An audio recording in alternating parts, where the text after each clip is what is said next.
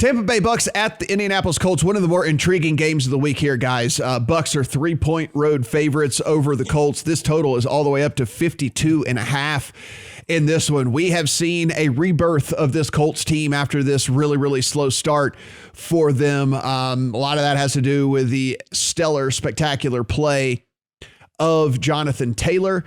On the Bucs side of things, they come back. They bounce back a little bit this past week, look a little bit better on the offensive side of the ball. Getting Gronk out there maybe actually did make a difference. He has 6 catches in that game. You also does not look like, I should say, that Antonio Brown's going to be back for this one. So it'll be kind of the same look offense that you got with the Bucs this past week. On the Colts side of things, they're getting it done with the run game, but guys, that's really about it, right? And I guess it comes down to the fact, do you think that this style of football that they're playing is going to translate well against this Bucs team and this Bucs defense? We did see last week, Carson Wentz only throws the ball 20 times. He only completes 11 of those passes for 106 yards. And much like we were talking about with Tyrod Taylor, 4 of the 11 completions were behind the line of scrimmage. So he only completed 7 passes that crossed the line of scrimmage in that game last week. Brad, I'll start with you here on this one. We have a 3-point spread, so you're getting a full field goal with this Colts team at home with a defense that has started to play a little bit better. The problem being is if they can't run the ball successfully, then you have to rely on the arm of Carson Wentz, which again has not been really getting it done here over the last month. Yeah, I laid the 3 with the Bucs here. I mean, you laid it out on the Indianapolis side of the ball. I think we're expecting Vita Vea back. I think he was doubtful last week, so normally that means he should be back. And so, yeah, they should have good success stopping the run. Obviously, Quinton Nelson is going to be key. He's day-to-day currently. If he's in there, then I suspect they will have some success running the ball, but, they're not going to do what they did to the Bills. The Bills are soft. The Bucs are not soft. That's going to put it in the hands of Carson Wentz. He's top 5 in the NFL in turnover-worthy plays. I don't like the matchup for him.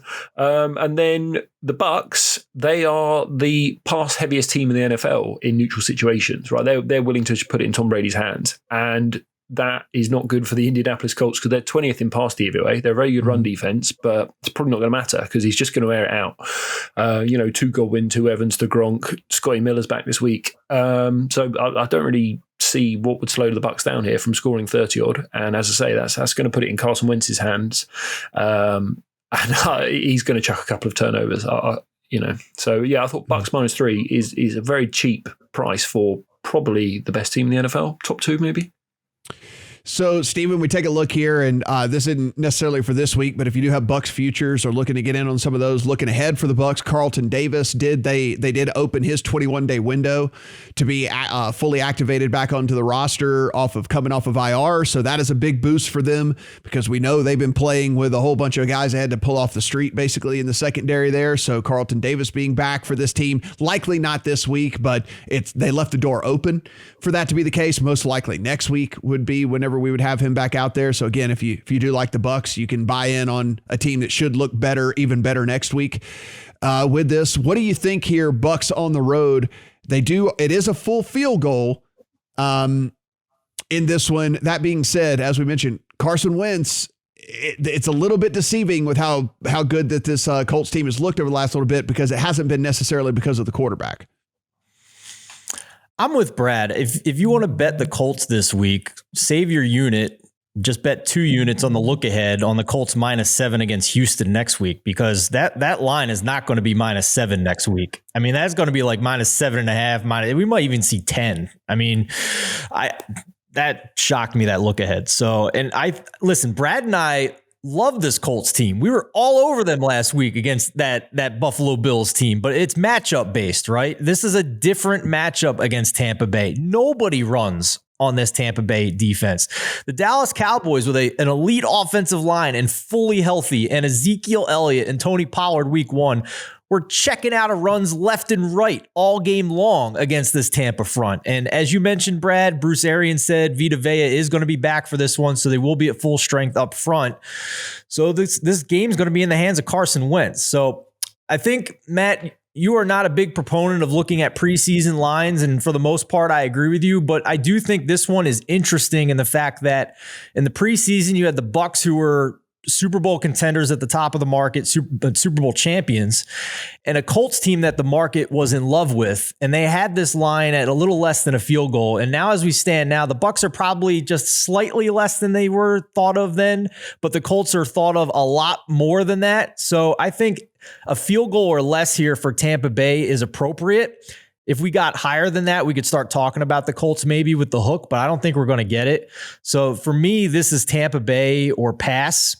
We're talking about a number 4 rush DVOA defense for Tampa, and the Bills are outside the top 10. It's just not the same matchup for this Colts offense this week. Yeah, it is. It is the biggest pass funnel defense that you're basically going to see in the NFL. And what they do is even though they are weak in the secondary, they just say, we don't care, throw against us. Like, we're going to make sure that you are not moving the ball on the ground and try and throw against us. And what happened last week, and I'm not putting the Giants on any sort of the same level from a rushing standpoint as what you're going to get from the Colts. But what we got last week was Saquon Barkley had 6 carries for 25 yards. Devontae Booker had 3 carries for 15 yards, and then Daniel Jones added 3 for 10. And that's all you're getting. And what that did was force Daniel Jones into 38 pass attempts. And if you have a quarterback who isn't all that great, that doesn't really equal success. Now, we've seen good quarterbacks kind of carve up this Bucs secondary that's been held together kind of by Scotch tape, but I don't think Carson Wentz really qualifies as that. And so if you're going to get this rush offense, which I expect to have a little bit more success, don't get me wrong, I'm not saying that it's apples to apples with what Saquon Barkley and Devontae Booker did with the season that Jonathan Taylor's having, but I certainly know it's not going to be one of these 185-yard outputs that he had this past week. So if Taylor goes out there and only gets, 85, 90-ish yards, and the rest of that has to come on the arm of Carson Wentz, I think this Colts team could be in some serious trouble. So I also, another sweep across the board, guys. Yeah. I don't even know what the hell is going on here. And Matt, just real quick, let's just say Jonathan Taylor does have a big game. They still have to deal with the number 1 DVOA offense in the Tampa Bay Buccaneers. This is not the number 18 DVOA Buffalo Bills offense that they faced last week. So just because Jonathan Taylor has a good game doesn't mean that they're going to win the game. This is an elite offense they're facing this time around.